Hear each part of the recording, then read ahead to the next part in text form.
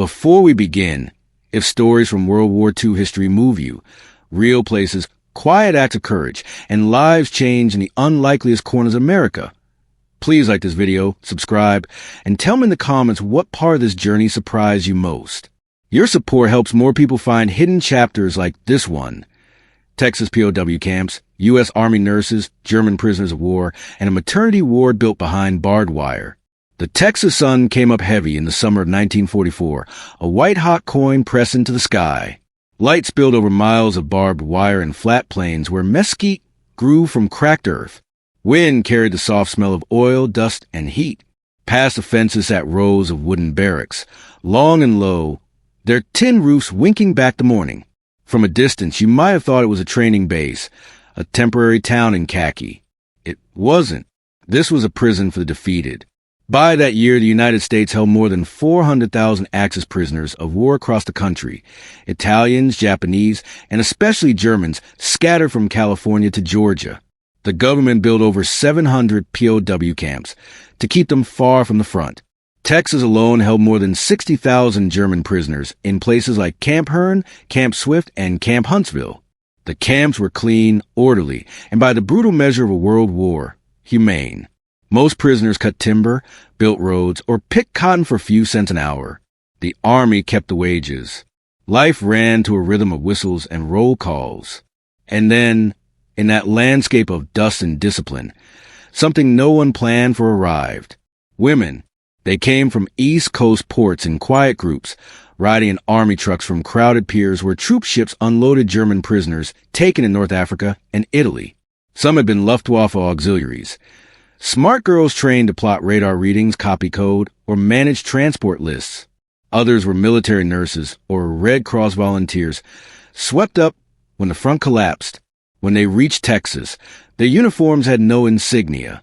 Their hair was pinned tight beneath Army-issue scarves.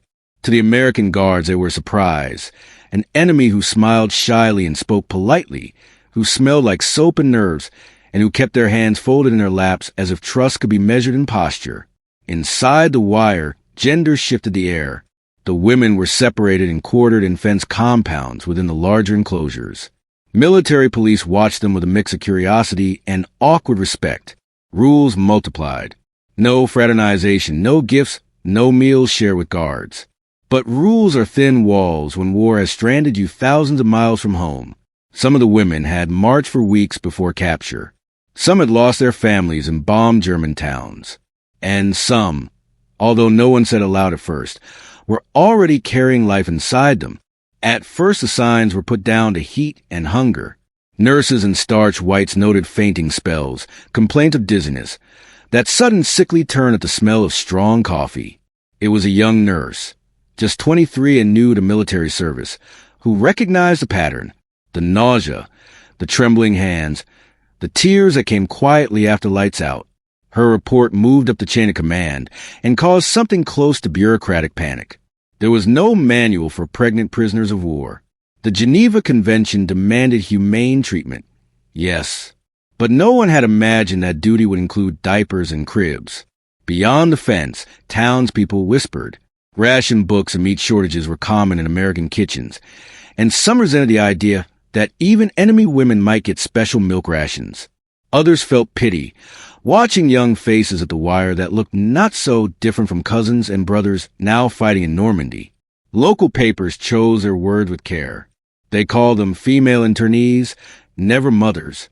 The army preferred silence. And yet, inside the camp, daily life went on. The men worked the fields, sang hymns in their barracks, and carved chess pieces from bars of soap. Guards taught English between shifts. Prisoners taught them German words for please, thank you, and home. Under the uniformed order, a strange civility took root. By late summer, the heat pressed down like a hand. Dust lifted with each step and settled back on every surface.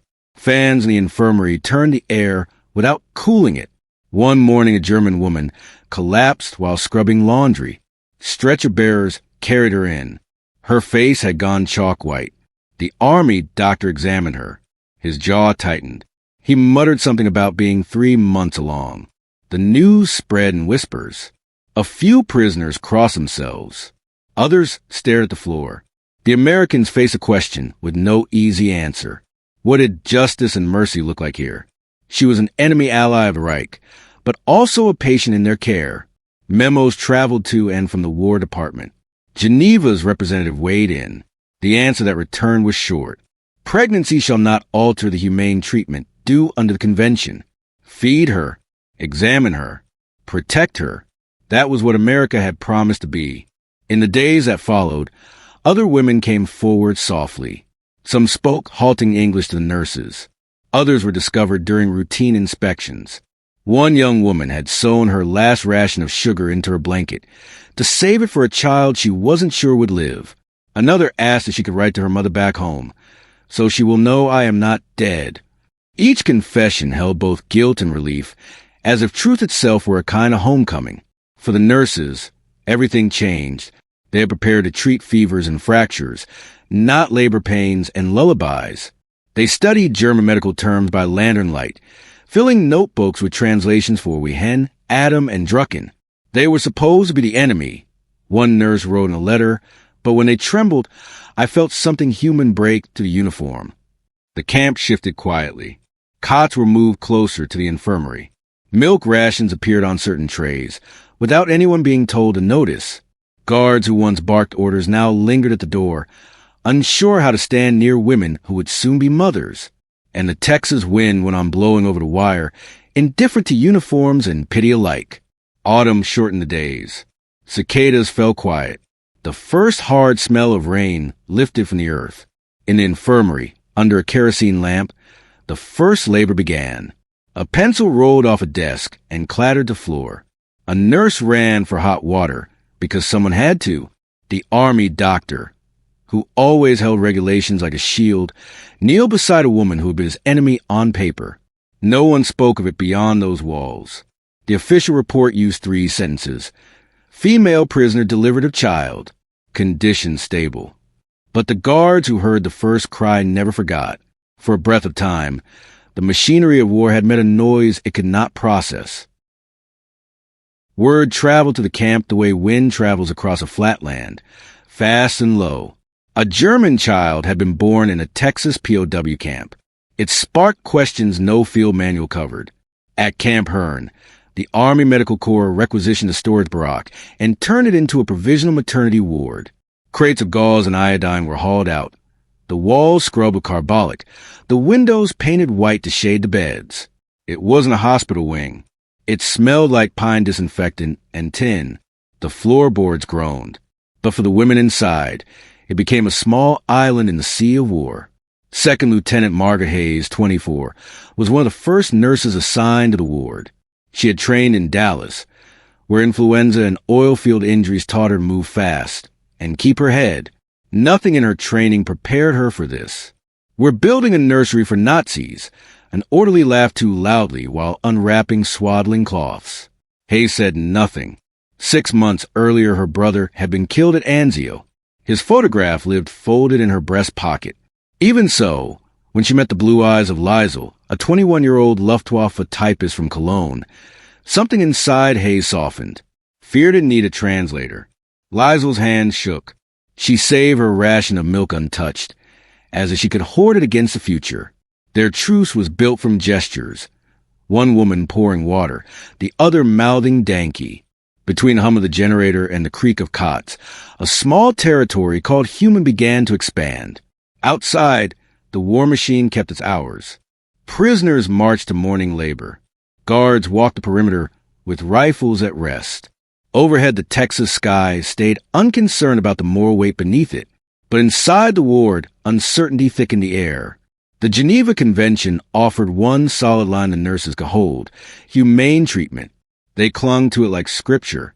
They smuggled extra bread from the mess, pooled vitamins in their own supplies, and filed request after request for softer linens, even as U.S. hospitals overseas begged for more. "Regulations say nothing about infants," a harried sergeant warned. Hayes looked up from a supply ledger. "Then we'll write the first line." Births came as battles do, slowly, painfully, and at a cost. The women prayed in low voices. Some switched to Latin mid-plea. The nurses didn't catch the words, but knew the sound. Pain has one language. Hayes gripped Liesel's hand when the contractions peaked, whispering encouragement that had no nationality. When the baby cried, that impossible high sound startled everyone, even the doctor. Later, when Hayes wrapped the infant in a white cloth-stamped U.S. Army Medical Department, she realized Liesel was watching her with tears moving down her face. In that moment, Liesel was not a POW or a Luftwaffe clerk. She was a mother. Hayes placed the baby in her arms and felt something inside herself reassemble. Mercy in wartime never goes unobserved. A visiting colonel from the 8th Service Command walked the ward weeks later, his boots loud on the floorboards. He read charts. He frowed at ration logs. "The public won't like this," he said, eyes flicking to the cradles. The women sat straighter, clutching their children. Hayes met his gaze. "They're under our flag," she said simply. "That means they're under our care." The colonel didn't argue. He left with the extra milk allotment forms in his briefcase. For a while, the mothers went without. Outside, rumors grew. Some locals called the children Hitler's angels. Others, through church intermediaries, sent knitted socks and tiny caps threaded with hope. Newspapers avoided the story, unsure how readers would react to the idea of enemy babies rocked to sleep under an American sky. Yet inside the fence something invisible took root. Guards volunteered for night watch by the ward just to hear the soft cooing through wooden walls, a sound that belonged to home as much as it did to history. The chaplain began evening prayers for all souls, known and unknown. The camp commander, Captain Riley, sometimes paused under the ward window at dusk, cap in hand, the glow of kerosene lamps painting his face until the cold pushed him on. The women wrote letters they weren't sure would ever cross the Atlantic. "My child was born among those we called enemies," one wrote, "but they gave him life. Tell father not to hate them." Others drew cribs and lullabies in pencil on scrap paper borrowed from guards. For many, the war became the safest room they had known since the war began, a paradox built by those who conquered them. There were miracles, and there were losses. One infant spiked a fever that rose too fast. Hayes held him through the night, whispering words with no power to answer the question why. At dawn, when he slipped away, she buried him just beyond the fence line. Beneath a small wooden cross with no name, only a number, she tucked a wildflower against a mound and said, "You didn't pick a side." Thunder rolled across the plains that afternoon. Rain washed red dust from the graves. Winter glazed the wire with frost. Inside, mothers tucked blankets around their babies, humming songs in dialects the nurses slowly came to recognize. Hayes walked with a lantern at night, listening to the mix of breaths in the dark. In her journal she wrote, "Mercy is a discipline, harder than obedience." When mail finally reached Texas from Europe, some letters were edged in black. Families gone. Homes ash. The women folded the pages small and pressed them to their hearts, and then they went back to rocking their children. Sometimes saving one thing teaches you how much else has been lost. In March, an alarm split the night. Floodlights snapped on. Boots pounded past the ward. Sirens wailed. 3 male POWs from a neighboring compound had slipped the wire. Soldiers stormed into the maternity barrack, rifles raised, searching for accomplices. Hayes stepped between them and the cradles. "There are infants here," she said, steady and sharp. The officer hesitated, then lowered his weapon. The search moved on. In the quiet that followed, one baby had stopped breathing. Hayes worked and worked, hands small against a chest too small for her grief. He gasped once and went still. Liesel made a sound that was not a cry but grief's deeper sound. They buried that child at dawn and marked the grave with a single phrase. Born free. The survivors grew. So did a kind of resistance. Soldiers began carving toys from scrap wood, tiny horses, blocks, airplanes, and leaving them at the ward door without names. Hayes found one with the initials BH, her brother's. She sat beside her stethoscope and did not ask. War still burned overseas, but inside that fence a fragile piece had found a way to live. Laughter returned, small and careful, as if afraid to draw attention. Then came orders no one wanted. "Reassignment pending," the envelope said, delivered by jeep under a gray Texas sky. Headquarters planned to move several mothers and babies to Camp Swift near Bastrop, closer to a hospital, The memo claimed. The trip would take hours in open trucks in winter air. Hayes argued until her voice wore thin. "They won't make it," she told the duty officer. "At least let me go with them." He stared at the floor, then nodded once. One nurse. They left at dawn. Frost glazed the wire. Engines coughed to life. The mothers held their babies, as if the vibration could shake them loose. Hayes climbed into the truck bed, wedged between women, on a wooden bench. The canvas flapped. Wind bit. She passed canteens, wrapped blankets tighter, and whispered comfort that sometimes fell apart in her mouth. A baby coughed and settled. His mother, Marta, kissed his forehead and prayed in German until the words gave out and the tears took over. By midday, they reached Camp Swift. It was larger, colder, built for thousands of men, not a handful of women holding children. A Red Cross flag hung limp outside a newly painted barrack. Inside, cots stood edge to edge beneath whitewashed walls. No cribs, no lamps, only the promise that this room was safer than the road. They made a world inside those walls. Babies learned to cry over the hum of generators. Mothers learned to rock them to the rhythm of roll calls and bugles.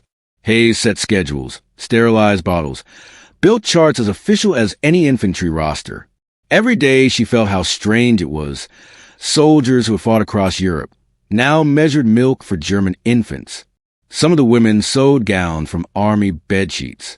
A few embroidered initials with thin thread, half forbidden, half sacred. "They will know they were loved," one mother said in German, "even if the world will not." Rumors grew louder in town.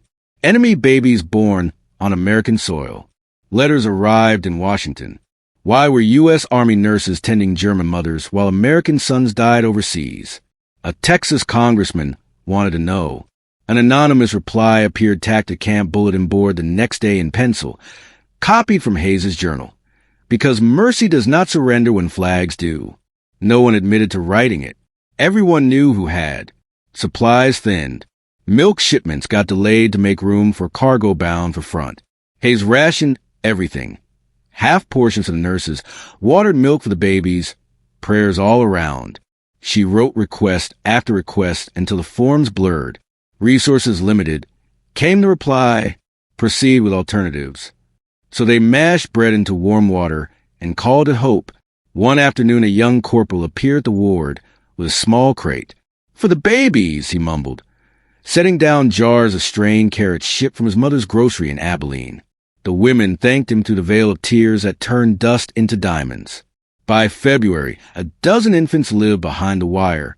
The chaplain baptized them using water from his canteen, and a prayer halfway in Latin and halfway in love. "I don't know what flag covers a soul," he told Hayes after, "but I know what peace sounds like, and it's this." Yet peace remained a trembling thing. In the weeks that followed, supplies improved, then dipped again. Hayes stopped thinking in lines of battle. She counted in heartbeats and ounces in the rise and fall of the belly under a sleeping hand. At night, she looked at the photograph of her brother and whispered, "You'd understand, wouldn't you?" Spring softened the edges of the plains with green. News traveled in telegrams. Allied armies advancing. Cities surrendering. The end drawing near. Inside the ward, life became its own proof of survival. The children toddled between bunks, reaching for light that poured through narrow windows. The women, still in faded uniforms, hummed lullabies that mixed with distant train whistles. The orders arrived on a rainy morning. Repatriation. Prisoners would be shipped back to Europe. Men, women, and yes, the children born in captivity. All dependents included, the memo said, as if mercy were a crate you could check off and load on a truck. The women were quiet that day. They sewed small satchels for the journey. One for milk powder, one for baby clothes, one for the invisible things they could not pack. The guards slowed their steps. A few carved keepsakes from cedar. A horse, a dove, a heart. The chaplain blessed each child, his voice almost steady. The morning they left, the sky hung low, holding its breath. Trucks lined the dirt road, canvas stiff with wind. The women carried their babies close. Each child wore a tag with a serial number, half identity, half talisman. Hayes touched each shoulder a moment longer than allowed. When Liesl climbed aboard, she paused. "You gave us life," she said. Hayes shook her head. "You gave it back." The convoy rolled toward Galveston, where Liberty's ships waited. 3 days of rain blurred the road. At night, while others slept, Hayes sat awake near the cargo hold, listening to the layered breathing of women and children. She tried to imagine the cities awaiting them. Bremen, Cologne, ruins open to the weather. Would they be greeted as survivors or told to keep silent? In Europe, smoke still hung in the air, and streets were still more ash than stone. Few of the women had homes left standing. Some had families who would not welcome them because of the shame of capture. The army kept records with cold precision. Repatriated to Bremen, May 1946. Condition stable. There were no forms for fear or gratitude. Back in Texas, the camps shut down. Barracks were dismantled. Fences rolled like ribbon. Signs taken down. In a year, there was only wind, carrying echoes of laughter that had once bounced off tin roofs. Hayes stayed to close the infirmary. The room held a faint trace of cedar and soap, as though memory itself had a smell. In a cabinet, she found a bundle of pencil sketches. Babies wrapped in blankets stamped U.S. She traced one small face with fingertip and tucked the bundle into her bag. In time, the story slipped into the attic of history. Official reports mentioned POW births as a footnote, a flourish of type between numbers. Newspapers printed nothing. There were no monuments. But Texas archives kept quiet testimony. Birth certificates with German names, hospital ledgers noting deliveries by Army nurses, a photograph taken by a curious sergeant with a borrowed camera, a nurse holding a newborn while a mother cried and smiled at once. The caption read simply, "Camp Hearn, April 1945. Decades later, historians opened those files and blinked. Mercy, they said, had found a home even in the middle of a war. But long before it was a history lesson, it was a choice. Hayes made it 100 times a day under a flag that dared to believe compassion could be stronger than hate. In 1947, before she left the service, Hayes drove out to where Camp Hearn had been. The prairie grass had swallowed the paths. Concrete footings were all that remained of walls. She stood where the infirmary once stood and closed her eyes.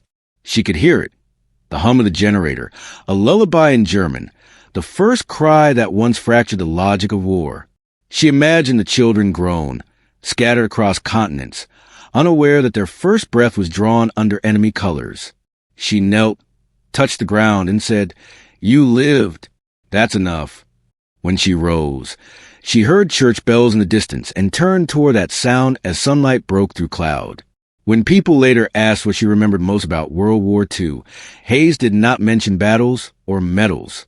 She spoke about a wooden barrack in Texas, about a night when a German child cried, and the word enemy lost its meaning. "We fought a war," she said, "but mercy won one of its own." If this story of the Texas POW camps, U.S. Army nurses, and children born behind barbed wire surprised you, share it with someone who loves history told through human lives. Tell me in the comments what moment stayed with you. A nurse's decision, a mother's letter, a carved toy left without a name. And don't forget to like and subscribe for more true World War II stories. From Camp Swift and Camp Hearn to the forgotten corners where compassion crossed every boundary.